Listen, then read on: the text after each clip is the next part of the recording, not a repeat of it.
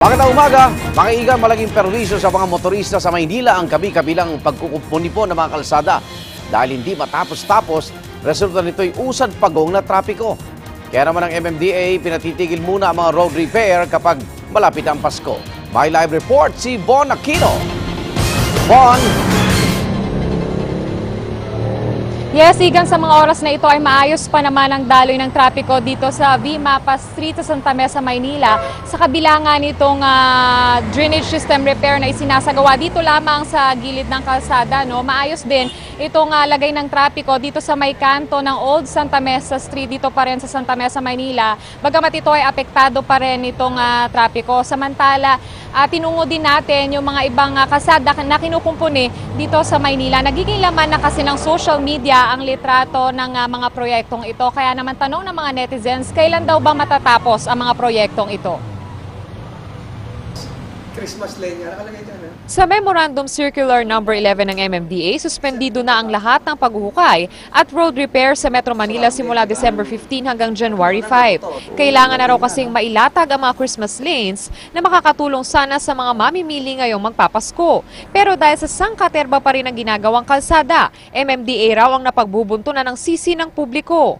Sabi ko, hindi naman kami nagpapagawa niya. Kausap ko si Secretary Singson, ang sabi niya, pipilitin nila ngayong December bago mag-December 15 tatapusin. Pero dapat, ang kalidad pa rin daw ng mga proyekto ang isaalang-alang. Kahapon kasi ng umaga nagkaproblema ang traffic light sa V-Mapa Street sa Santa Mesa, Maynila matapos namaan ang backhoe na ginagamit sa kinukumpuning drainage system sa lugar. Kaya dobleng kalbaryo ang inabot ng mga motorista. Hanggang kagabi hindi pa rin gumagana ang traffic light. Kaya naman ang mga trabahador na rin ang nagmamando sa pag-aayos ng trapiko, lalo pat isang lane lamang ng kalsada ang nadadaanan ng mga sasakyan. Grabing traffic. Malaki abala sa amin, oras yung binibilang namin rito pag mabiyahe kami. Isang ikot kasi naabot mga 2 oras, 3, higit. Malaking abala sa amin. Alas 11 na ng gabi, masikip din ang daloy ng trapiko sa Quintin Paredes Road sa Binondo patungong Divisoria. Kinukumpuni rin kasi ang kalsada sa bahagi ng San Vicente Street kaya isang lane lang ang bukas sa mga motorista. Kulang na kami sa ikot, yung dapat na ikot namin 2, pansobra, wala na nangyayari.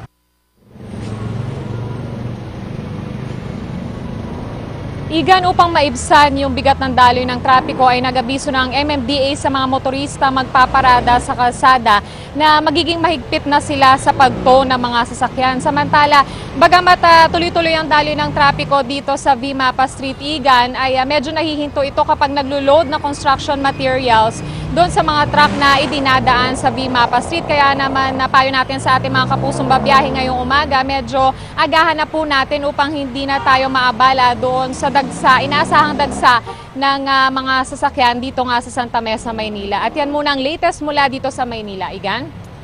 Maraming salamat, Bon Aquino.